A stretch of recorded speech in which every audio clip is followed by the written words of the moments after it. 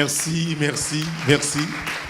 Et merci à vous tous, amis auditeurs téléspectateurs qui, et en ce moment, et vous qui suivez cette belle émission consacrée aujourd'hui sur la philosophie parce que nous sommes à l'heure où les élèves de philo pensent fêter Saint Thomas d'Aquin. Et nous disons un grand merci à la direction de Radio Télé Pacifique, de Radio Télé Soleil, et de nous avoir facilité cette belle émission. Le sujet qu'on est en train de débattre, c'est « Seule la vérité vous rendra libre ». Et tout au début, avec les élèves, nos professeurs, on a essayé de définir la vérité et de l'approfondir en nous rapprochant du concept de la liberté. Et le débat a été vraiment intéressant. Nous allons donc continuer. N'oubliez pas que pour participer à ce débat, il faut seulement utiliser le numéro de téléphone 36 99 17 38 par WhatsApp ou bien par SMS pour pouvoir poser vos questions. Nous remercions les filles qui ont déjà fait de très belles interventions. Et sur le panel, maintenant, nous avons des élèves du collège Marie-Régine de Carrefour, les sœurs salésiennes. Et nous avons également une fille du collège Notre-Dame de Lourdes, au centre-ville. Mademoiselle, merci d'être présente. On fait un petit temps de présentation, n'est-ce pas? On commence, tu commences. Je vous salue, vous tous qui sont ici présents aujourd'hui.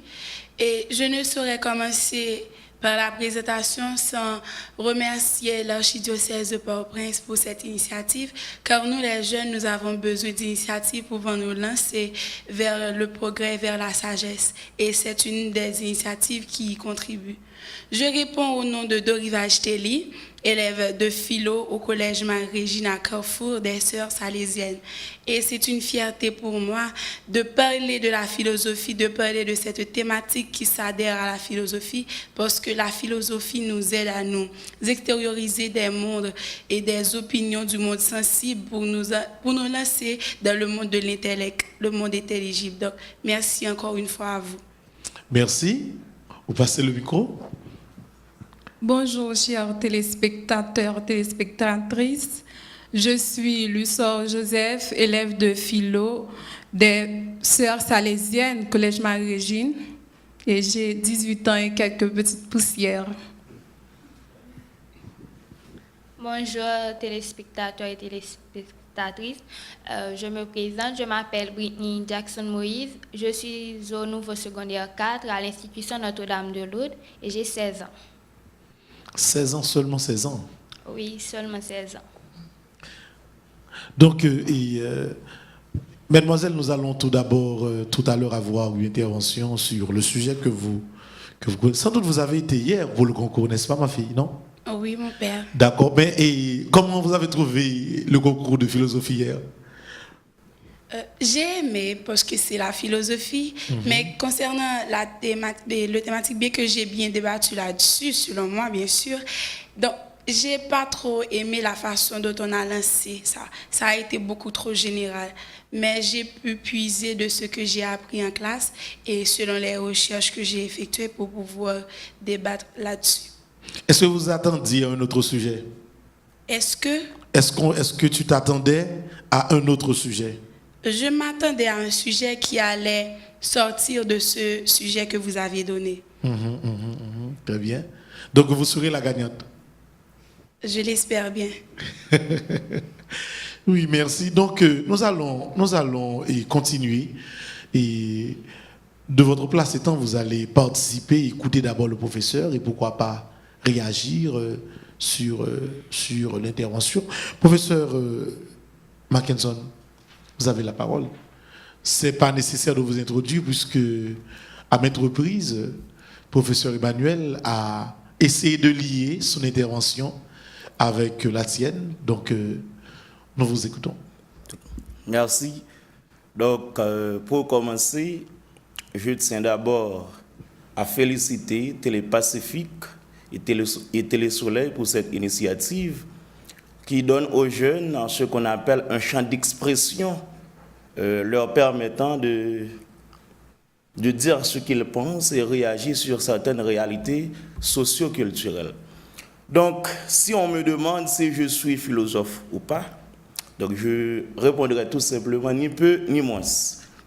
Pourtant, il nous est demandé de parler sur la réflexion philosophique dans un contexte bien précis où les jeunes bacheliers font ce qu'on appelle, couramment, fêtent des philosophes. Donc le sujet nous a été donné, c'est d'abord « Seule la vérité nous rendra libres ». Alors je ne peux pas commencer effectivement cette intervention sans faire une analyse conceptuelle de ce que c'est la liberté et la vérité. Donc normalement, il y a différentes acceptations sur le concept vérité. Donc nous disons que la vérité n'est pas toujours la même d'une époque à une autre. Si on veut faire une approche scientifique, en ce sens où la vérité est synonyme de la connaissance, au XVIIe siècle surtout, on va voir que la vérité, c'est la décroissance de l'objet par l'esprit. Cela veut dire quoi? Au XVIIe siècle, on pensait que l'objet découle de l'esprit.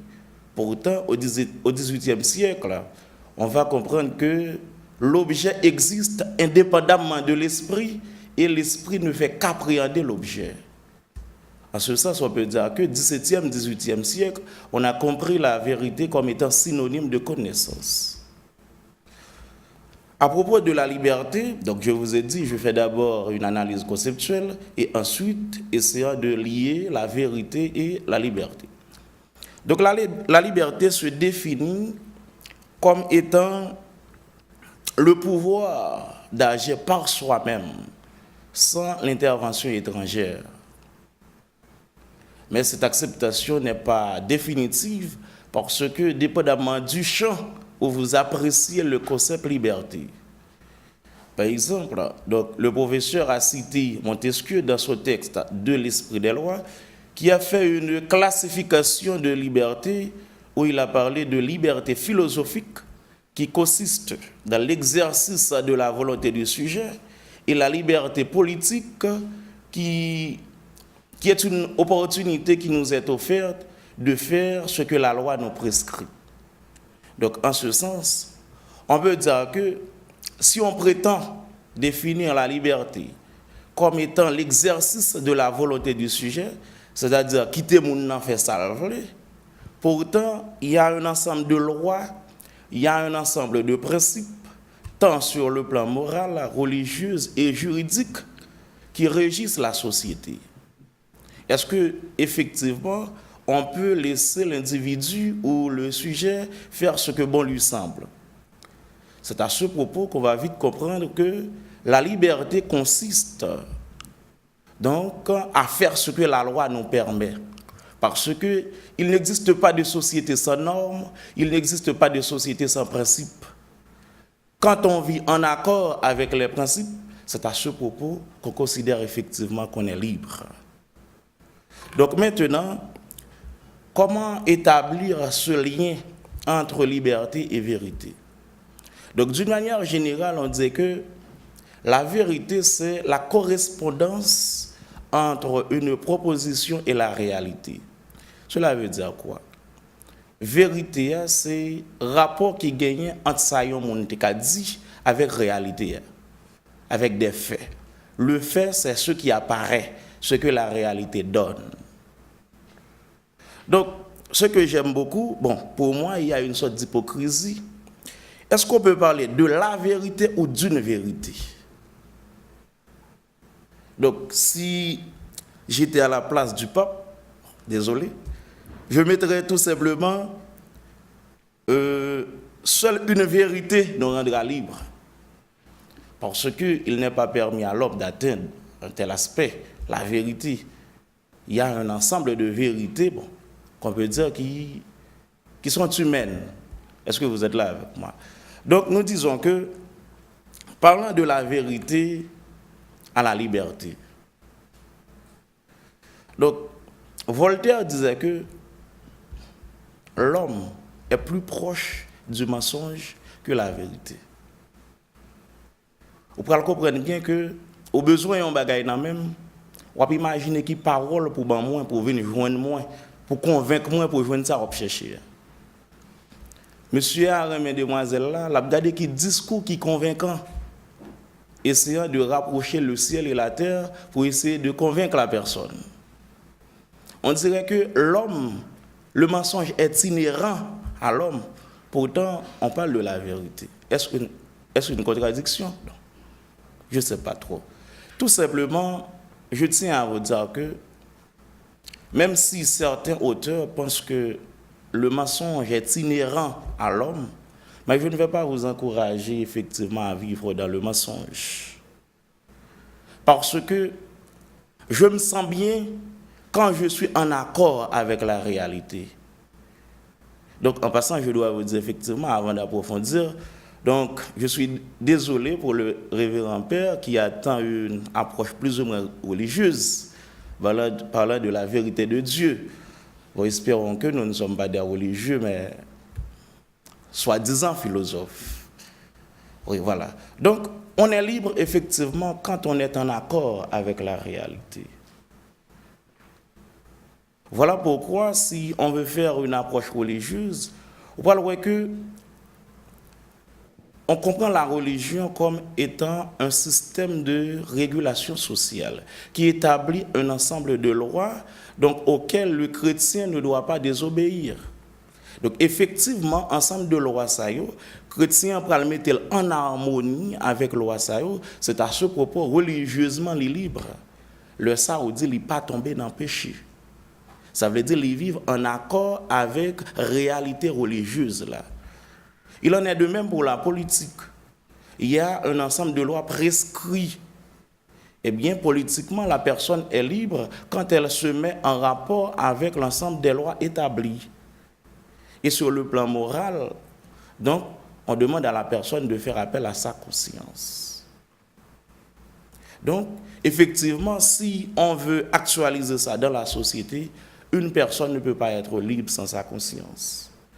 C'est ma conscience qui va me dire est-ce que je suis en accord avec la réalité, soit la réalité politique, la réalité biblique et la réalité sociale, dirait-on, en morale. Donc cela veut dire quoi? Le mariage entre la vérité et la liberté est un choix conscient.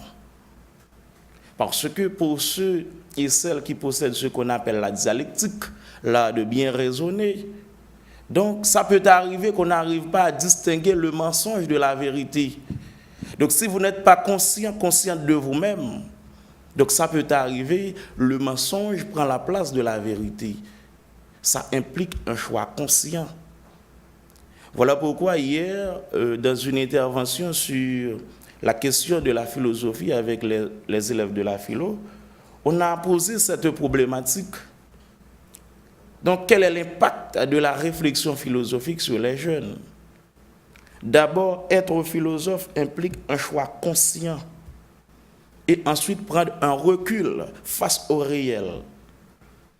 Donc, en quelque sorte, on fait appel à la conscience. On ne peut pas être libre sans la conscience, soit la conscience religieuse, soit la conscience politique, soit la conscience morale. Donc voilà pourquoi, sans vouloir reprendre l'intervention de M. Emmanuel, donc on va faire place aux différentes interrogations. Donc je tiens à vous dire que donc, sans la conscience, on ne peut pas atteindre la vérité. Cela dépend de moi. Est-ce que je dois vous mentir? Est-ce que je dois vous donner une vérité et non la vérité? Parce que j'enseigne une vérité. J'imagine que je ne peux pas atteindre la vérité. Donc, en ce sens, c'est une chose consciencieuse, d'abord. C'est à vous de savoir, est-ce que vous donnez la vérité? Est-ce que vous donnez du mensonge? Donc, j'imagine que l'intervention n'a pas été longue, mais je tiens à vous remercier parce que vous avez pris du temps pour m'entendre. Merci. Est-ce que, par exemple, professeur, et moi je suis toujours les auditeurs, que pensez-vous de la pensée entre guillemets, universelle. Ça n'existe pas. On ne peut pas parler d'une pensée universelle.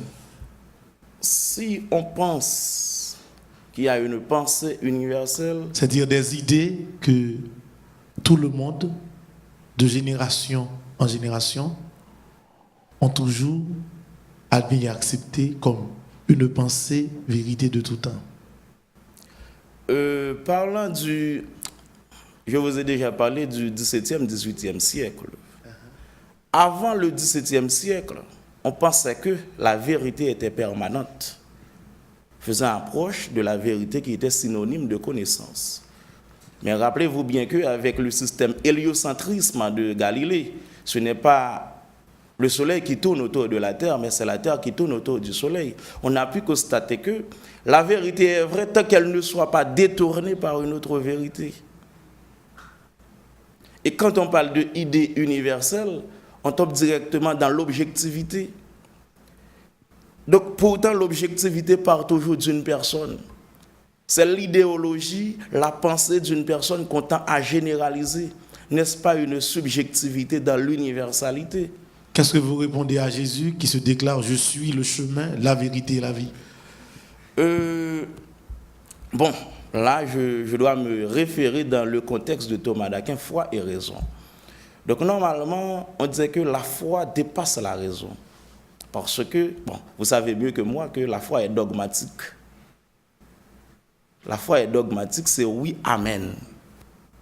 Mais si on va faire une approche analytique, donc à ce propos, il va y avoir des problématiques. Est-ce qu'on ne va pas me qualifier comme hérétique ou pas? Non, là, nous sommes à un niveau de pensée très élevé où le débat philosophique, là, je pense que l'on soit auditeur ou téléspectateur, on est en mesure de suivre l'évolution, voyez, et du débat. Là, et non pas comme prêtre, mais comme philosophe, j'essaie d'aller encore plus loin pour essayer de me mettre à la recherche de cette vérité qui dépasse le temps, qui dépasse l'homme. Par exemple, les références utilisées, les paroles du Christ, à savoir que seule la vérité vous affranchira, ou bien le Christ qui déclare « Je suis le chemin, la vérité et la vie », ce concept de vérité, jusqu'à présent, reste indéfinissable au sens large. Parce que la vérité est tout simplement identifiée au parfait, à la perfection même, qui est Dieu. C'est comme si la vérité devient la cause qui cause. L'élément fondamental qui est inchangeable aux sources mêmes de l'humanité et de la création. Là, je vais un petit peu plus loin parce que je ne fais pas de la théologie, mais j'essaie d'aller aux sources mêmes de la pensée parce que par-delà ma foi chrétienne, il y a une pensée à la base de toute pensée qui est la vérité elle-même. Et c'est de cette vérité que nous voulons parler, que nous jugeons dépenser ou dépasser les vérités émises par les hommes qui peuvent toucher un temps et non pas l'autre, mais aller à la source qui est Dieu lui-même, base, fondement de toute vérité. Donc, en disant que seule la vérité rendra l'homme libre, on peut même oser dire que ce concept vérité est synonyme, voire d'amour. Seul l'amour rendra l'homme libre. Parce que, en logique formelle, nous avons appris que les concepts simples sont indéfinissables. On peut tout simplement les lier à leur synonyme, tout comme définir Dieu, c'est très compliqué. Définir la vérité, ça reste encore compliqué lorsqu'on part de l'idée de perfection. Définir l'amour, tout cela reste compliqué. Lorsque le Christ se dit « Je suis le chemin, la vérité et la vie », là, nous allons par-delà l'idée d'une vérité. Mais nous parlons de la vérité. Je n'ose même pas dire la vraie vérité, mais la vérité avec le grand V qui régularise la pensée humaine, la pensée universelle, qui nous pousse à toujours chercher cette vérité que jusqu'à présent, personne n'a pu trouver. D'ailleurs, il est bien dit, chercher Dieu pour le trouver pour le chercher encore. On pouvait même retirer Dieu et ajouter la vérité. Nous sommes en quête de la vérité. Donc c'est juste un commentaire pour essayer, non pas d'équilibrer les choses, mais pour faire valoir la pensée philosophique et théologique, pour vous montrer que lorsque les chrétiens parlent de vérité, lorsque le Christ parle de vérité, il parle d'une vérité allant au-delà de la vérité humaine, qui est la vérité tout simplement. Et c'est pourquoi, par exemple, les pensées, la force de la pensée chrétienne n'a pour base que l'amour, la vérité. Et nous sommes tous en quête de cette vérité. C'était un commentaire. Donc juste avant un temps de réaction, je sais qu'il va en avoir. Je ne sais pas si mes filles qui sont à côté de vous, et ça va? Oui. Est-ce qu'on veut faire un petit commentaire, mademoiselle, là-dessus? Je vais faire un commentaire par rapport à Saint Thomas. Ou bien une question. Non, bien avant que je fasse mon commentaire, je vais poser une question au professeur. Professeur Aurélien. Aurélien, merci. Est-ce que vous n'êtes pas d'accord avec cette phrase qui dit que c'est un mensonge de dire que la vérité est la vérité? Donc voilà, vous êtes d'accord avec moi que donc il y a une sorte d'hypocrisie parce qu'on est plus proche du mensonge. Mais on est en quête. Voilà pourquoi dans le commentaire du Père, donc c'est là qu'on va essayer de faire valoir la pensée philosophique. Si vous pensez qu'il y a une vérité, c'est l'être suprême. Est-ce que vous êtes là? Et l'homme est en quête. Donc en quête avec une démarche. Donc ça, c'est du raisonnement, pas vrai? C'est de la philosophie. Ok, donc maintenant je viens avec ce que j'allais dire. Donc par ma compréhension du thème, je peux rejoindre saint Thomas d'Aquin qui nous dit que la vérité, c'est l'adéquation de la chose à l'esprit. Donc la chose est ce qu'elle est parce que l'esprit le fait devenir. Donc dire que la vérité, dire que c'est un mensonge, de dire que la vérité est la vérité, c'est tout bonnement que tout ce qui peut être vrai peut être tout bonnement fausse, tout ce qui est faux peut être tout bonnement vrai. Donc, on a une vérité selon ce que l'on conçoit. Parce que, et il y a Aristote qui nous le dit, tout ce que je sais, c'est que je ne sais rien.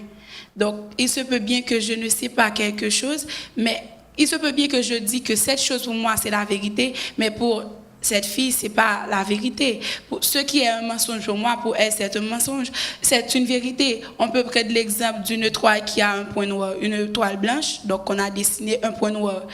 Je peux venir et dire qu'il y a un point noir sur cette toile. Elle-même, elle vient, elle dit que l'espace blanche représente le vide et le noir, et le point noir représente tout le focus que l'on peut se donner pour arriver à atteindre. Donc, on peut comprendre qu'avec le concept de vérité et de liberté, avec seule la vérité nous rendra libre, on peut comprendre qu'avec ce concept-là, que nous avons notre liberté dépendamment de notre vérité. C'est ce que nous avons comme une vérité, comme vous l'avez dit, qui nous rendra libres. Ce n'est pas la vérité des autres, ce n'est pas la vérité qui avait été existée, ou du moins c'est la vérité qu'il y a pour le monde sensible, mais c'est la vérité que l'on conçoit par soi-même selon l'adéquation que nous présente saint Thomas. C'est ce que j'avais à faire comme commentaire. Merci. Merci, très beau commentaire sur vos applaudissements. Dis-moi, est-ce que vous réagissez, mademoiselle? Ça va? Merci. Moi-même, ce que j'ai à dire, c'est que sous une dimension anthropologique, l'homme ne pourrait jamais atteindre la vérité parce que, d'après moi, il est mené par le déterminisme. Et le déterminisme, il y a le déterminisme psychique, le déterminisme social. Et par le déterminisme psychique, on voit les réactions involontaires qui sont menées par l'inconscient de l'homme. Donc, parfois, l'homme tend à refouler ces réactions dans l'inconscient, mais quand même, ils vont refaire surface. Et de là, l'homme, il est esclave de ces réactions-là qui peuvent entraver sa liberté. Et je pense aussi que pour le mot liberté, si on dit que la liberté, c'est que l'homme, à partir de la liberté, l'homme a la capacité d'agir comme bon lui semble, sans contrainte, je pense que nous autres, ou bien les grands hommes, ou bien la société devrait repenser ce mot pour que ce mot puisse arriver à concilier, pour que nous puissions arriver à concilier la vérité et la liberté. Parce que si nous essayons de les concilier, la vérité va perdre son sens et son essence. Merci. Très bien commentaire. Vous voyez, il faut chercher ce que je te dis, ce sont ces niveaux de réflexion que nous aimerions avoir dans la société. Des jeunes qui bâchent dans les affaires à bordaille, détails, mais au moins qui a réfléchi que qu'on soit d'accord ou non avec leur pensée, c'est secondaire par rapport à la cohérence des idées et aux profondeurs des réflexions. Encore une fois, nous félicitons les filles de Marie-Régine et Notre-Dame de Lourdes. Un petit commentaire sur le sujet. Oui. Je suis d'accord avec le professeur Aurélien lorsqu'il a dit que nous ne pouvons pas atteindre la vérité, mais une vérité, parce que parler de la vérité, c'est globaliser, mais lorsqu'on dit une vérité, c'est par rapport à un sujet précis. Et dire que la vérité nous rendra libres, ça demande beaucoup de réflexion pour moi. Une vérité, je ne vois pas en quoi ça peut nous rendre libres. Mais ça peut contribuer à se laisser décharger d'un fardeau, mais pas à nous rendre libres. Et dire la vérité, c'est mieux que mentir d'un point philosophique et aussi d'un point religieux, je peux dire. Et la vérité, c'est vraiment essentiel. Oui, c'est le commentaire. Sous votre applaudissement. Professeur, je sais que vous allez réagir, mais il y a une question que mademoiselle Esna Raphaël, qui écoute de chez elle, vous a posée. Et ma question est la suivante. Quel rapport existe entre l'amour et la vérité et quelle différence? Donc, le commentaire que vous allez faire, sans doute par rapport à ma réaction et à la réaction des filles, et vous ajoutez également une petite réponse à cette question. Isna, vous allez trouver maintenant votre réponse, la réponse à votre question. Et la question, c'est l'amour et la vérité. Qu'est-ce qu'ils ont comme rapport? Quel rapport existe entre eux et quelle différence? Donc, je ne sais pas, on peut réagir, les deux professeurs peuvent réagir là-dessus. Donc, aucun problème. D'abord, professeur Aurélien, oui. Alors, je vais essayer de répondre, bien entendu, de répondre à cette question. Il y a Saint-Augustin qui t'a dit que si vous avez l'amour, faites ce que vous voulez. Donc ça veut dire l'amour, c'est tout. L'amour n'a pas de haine, l'amour n'a pas de violence. Et il y a 1 Corinthiens 13, verset 1 à 13, qui parle aussi de l'amour. L'amour, c'est la charité. L'amour, l'amour n'a pas de jalousie, l'amour n'a pas de mauvaises choses. Donc, est-ce qu'on peut lier la vérité avec l'amour? Alors, si on essaie de prendre le concept sur le plan théologique, disant la vérité, on voit Dieu.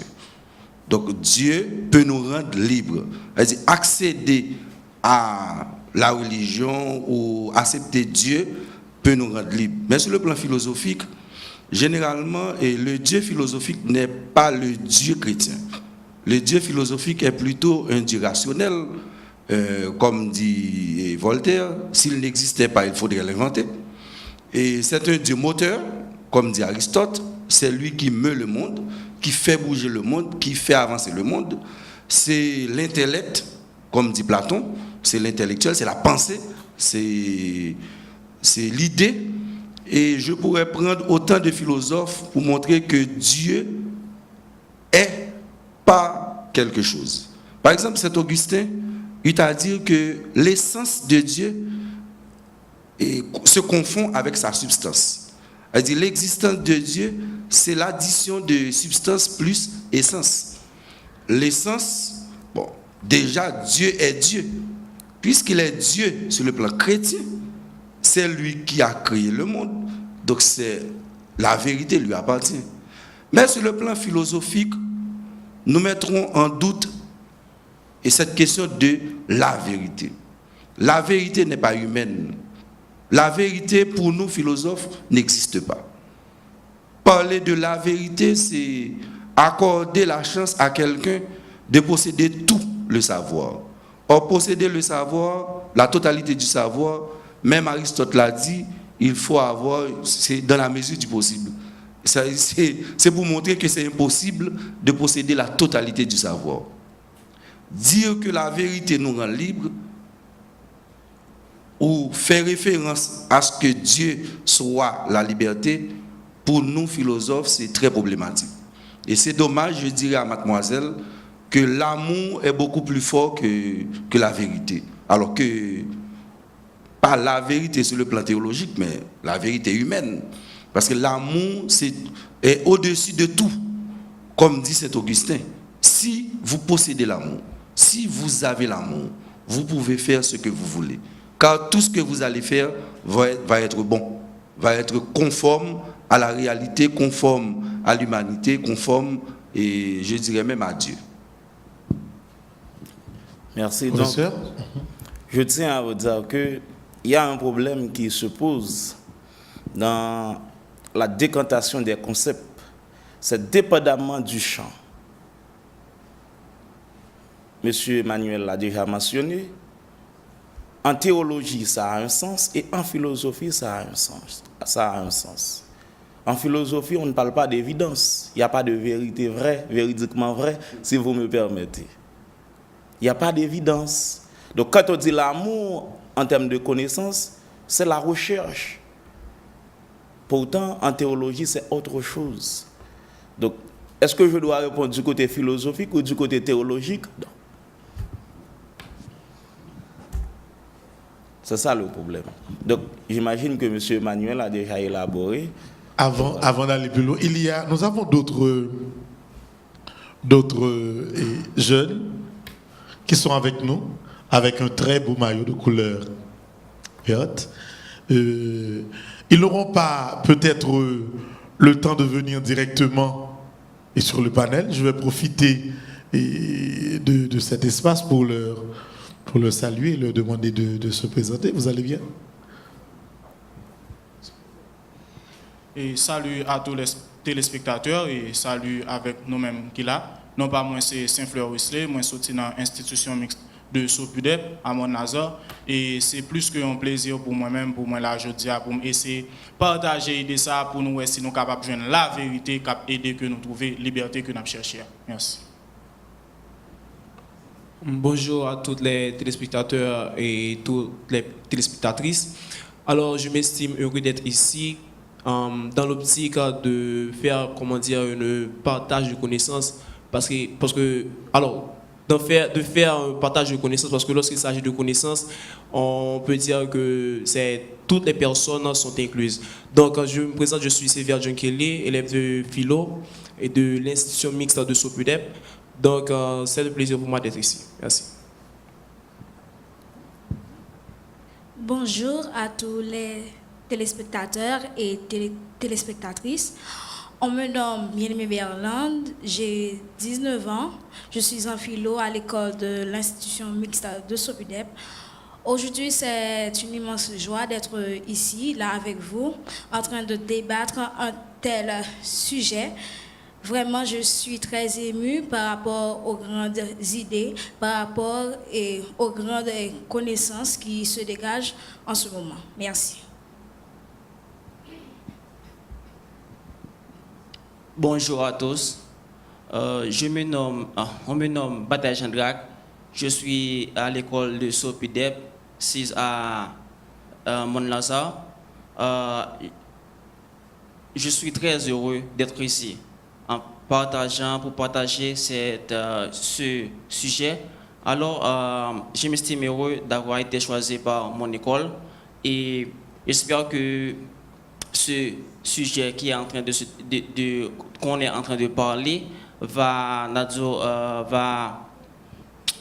que les téléspectateurs vont apprécier. Merci. Donc, merci d'être avec nous. Est-ce que vous avez une question par rapport à ce débat? D'accord, on les écoute. Ma première question est la suivante. Comment peut-on faire pour trouver la vérité qui nous rendra libres dans toute son intégralité? Je reprends. Comment peut-on faire pour trouver la vérité qui nous rendra libres dans toute son intégralité? Okay. Vous avez dit, professeur Aurélien, on ne peut être libre que quand on est en accord avec la réalité. Alors, de quelle réalité parlez-vous? Expliquez, s'il vous plaît. Donc, le débat est très intéressant. Et moi, j'adore ces moments où, par exemple, les jeunes, où l'on essaie ensemble d'approfondir les grandes thématiques, de réfléchir sur les grands sujets. Il faut dire que ça manquait nous en pile en Haïti. Vous voyez, on a fait discussion tout le temps, il n'y a pas les paroles, il y a fait zé politique, mais essayer de réfléchir pour essayer d'aller plus loin au niveau des grandes réflexions, c'est rare. Et c'est pourquoi, quelle que soit la position, il nous faut tout d'abord remercier et féliciter ces jeunes qui ont compris le sens de notre démarche et qui sont là avec nous aujourd'hui pour ce débat philosophique à la veille de la fête de Saint Thomas d'Aquin sur la vérité et la liberté à partir de cette phrase de la Bible, seule la vérité nous rendra libres. Nous allons écouter les interventions par rapport à ces questions de nos professeurs et malheureusement il est presque sinon déjà midi, donc à la fin, professeur, de votre intervention vous allez enchaîner avec quelques mots de conclusion ainsi de suite. Merci. Il y a eu une intervention à laquelle je m'attendais. Donc, est-ce qu'on peut parler de liberté? Quand est-ce qu'une personne est libre? Et la demoiselle a parlé du déterminisme.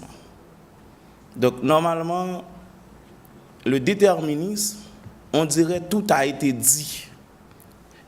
Il y a un ordre qui gouverne la nature. Donc, à ce propos, on va considérer l'homme comme étant un cas de la nature, où il va respecter tous les ordres prescrits par la nature. Or, l'homme n'obéit pas facilement aux lois naturelles. D'où la nécessité pour l'homme de se détacher, en parlant du déterminisme. Donc normalement, pour la première question, parlant de l'intégralité de la vérité, voilà pourquoi je vous ai parlé d'une vérité. Parce que parler de la vérité, c'est la perfection. Et on dit souvent, errare humanum est, l'erreur est du domaine de l'homme. Est-ce qu'on peut avoir une conscience humaine parfaite? Je ne sais pas. Mais je ne l'ai pas encore vu. Donc on peut toujours s'approcher, on est en quête, on tend vers, mais je ne sais pas, est-ce que vous allez y arriver? Bon, voilà. Pour la deuxième question, parlant de quelle réalité, donc je faisais plusieurs approches en même temps, réalité sociale, réalité religieuse et même en morale. Donc il n'y a point de bon, vous me permettez, il n'y a point de comportement qui ne soit culturel. Et la culture se manifeste soit par la science, par la religion, par la magie, dépendamment de votre secte, ou du moins dépendamment de votre religion. Et même dans la famille, il faut obéir au roi, donc au roi de la famille. Il y a tout un ensemble de réalités.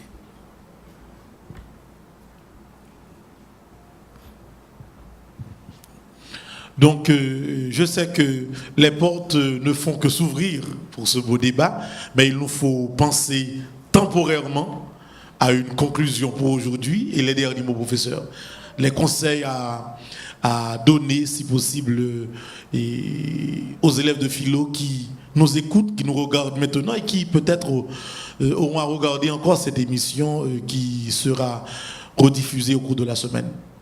Donc, avant de placer les derniers mots, je tiens à saluer le cercle des philosophes qui m'écoutent et qui me regardent, les étudiants à l'UNASMO et à la faculté de droit et des sciences économiques de Port-au-Prince. Donc, pour les jeunes, je leur dis toujours que sans la réflexion philosophique, on ne peut rien changer. Parce qu'il y a un philosophe qu'on appelle Jean Gatley qui dit que donc, elle a organisé une conférence au Royaume-Uni et il a publié les témoignages des jeunes sur Internet. Les jeunes témoignaient pour dire que la réflexion philosophique nous permet d'être nous-mêmes, d'être en harmonie avec nous-mêmes. Elle nous permet également de trouver notre place dans la société. Et c'est à ce propos qu'on va arriver à la liberté. Merci, professeur. Sur vos applaudissements.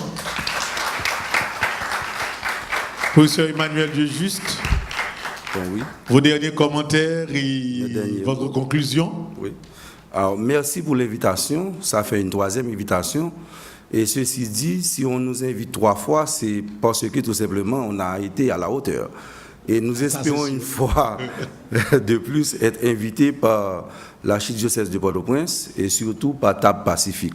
Alors, mon dernier mot, avant, je dois, et comme il a fait, remercier tous ceux et toutes celles qui me regardent actuellement, et mes étudiants à l'UNASMO, mes étudiants à la CSU, et mes camarades de cercle des philosophes, et tout le monde, et mes anciens collègues de Saint-Louis-de-Gonzague, qui sont en train de me regarder, sont tous branchés. Et je dirais, en conclusion, qu'il faut partir du monde intelligible et accorder très peu d'importance au monde sensible. Aujourd'hui, les jeunes essaient de satisfaire leur ventre et leur bas-ventre, entre parenthèses, plutôt de satisfaire leur esprit. S'adonner davantage, vous les jeunes. Je vois qu'il y a mes anciens élèves qui sont là, quand j'enseignais au niveau classique, au collège des jeunes filles, et vous êtes, je dirais même, le noyau du pays.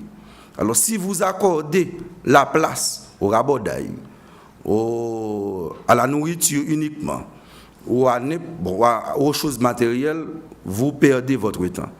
Embellir votre esprit, car le monde sensible est trompeur, dit Platon. Méfiez-vous de ce monde. Et toujours dit ça, cette force tout grand goût, c'est leur réfléchir, leur penser qu'au grand goût. Au cas où on n'a pas mangé, pas même ça tout grand goût. Et du moment qu'on met la pensée sur le matériel, on commence à être humain. Donc vivez et appréciez et aimez la lecture, aimez la pensée. Même les mathématiques ont pour base la pensée. Les premiers mathématiciens étaient des philosophes. Et ce qui rend même difficile les mathématiques, c'est la pensée philosophique. Et si on aborde, si on comprend la pensée philosophique, on comprendrait le monde. Merci. Merci, professeur. Donc, malheureusement, nous arrivons déjà à la fin de cette belle émission centrée sur la philosophie à l'occasion de la fête de Saint Thomas d'Aquin qui arrive. La pastorale universitaire a organisé un ensemble d'activités pour essayer d'aider les jeunes à bien cerner, voire fêter Saint Thomas d'Aquin. D'abord, un concours qui s'est fait hier. Aujourd'hui, cette émission où nous avons invité quelques délégations d'école pour réfléchir ensemble sur la pensée philosophique. Nous aurons également lundi une célébration eucharistique à la paroisse universitaire et Notre-Dame de l'Immaculée et Conception, parce que nous avons deux options, ou bien célébrer à la cathédrale ou bien à la paroisse universitaire. Nous pensons que nous allons garder l'option de la paroisse universitaire, vu la proximité et au centre-ville. Nous allons avoir également une marche philosophique et sortant du collège Saint-Pierre pour arriver à la paroisse universitaire où les élèves vont porter de petites pancartes avec des pensées philosophiques. Je sais qu'ils ne seront pas nombreux, mais il nous faut commencer maintenant par des initiatives qui poussent la pensée à aller plus loin. Et j'ai apporté comme cadeau, et Jean Bouchard avant les derniers mots, un livre à tous et les élèves de philo qui participent, c'est l'humanisme chrétien par l'éducation intégrale. Vous voyez, c'est un très beau livre, l'humanisme chrétien par l'éducation intégrale. C'est le professeur Missial Neristan, il était prêtre, juriste, théologien, il avait sa maîtrise en théologie et en philosophie. Il est malheureusement décédé, ça fait environ 3 ans. Donc on a apporté à chaque élève de philo un petit livre qui peut encore les aider à aimer la lecture. Là encore, il nous faut lutter pour qu'il y ait des clubs de lecture. Qu'on y a ces bases, si on a parlé, bases sans bagaille, bases sans ceci, bases sans cela. Qu'on faut club yo tourner pour que jeunes yo, même jeunes ont fait là, dans ta Pacifique, yo capable toujours réfléchir ensemble et approfondir l'idée. Donc le dernier mot, c'est à Jean Fouchard qui est déjà au panel. Jean Fouchard. Et je demande à ce que l'assistance puisse applaudir les responsables de la pastorale pour toutes ces belles initiatives prises et à l'occasion de la fête de Saint-Thomas et d'Aquin. Et un titre de rappel, nous avons une ville en Haïti qui porte le nom de Thomas, c'est la ville de Thomassique qui se trouve au niveau de l'arrondissement de Cercle-à-la-Source dans le département du centre du pays. Et hier, je lisais quelque part que cette ville, on savait fêter cette ville le 7 mars, qui marquait la date de la mort de Saint-Thomas, mais on a changé pour célébrer ça le 28 janvier dans l'unique objectif de célébrer la vie de Saint-Thomas d'Aquin. Nous avons également la ville d'Aquin. Oui, on a aussi la ville d'Aquin, dans le département du sud du pays, voilà. Et différentes façons pour nous en Haïti de célébrer cette personnalité, ce personnage qui a été baptisé père de la philosophie et patron des écoles, universités et académies catholiques. Merci à vous qui avez suivi cette édition. Merci à toutes les personnalités. Merci aux professeurs qui étaient avec nous, professeur Dieu-Juste Emmanuel et Mackenson Aurélien. Merci aux filles et aux délégations de différentes écoles. Je vous demande de vous applaudir d'avoir été avec nous et on se donne rendez-vous à samedi prochain.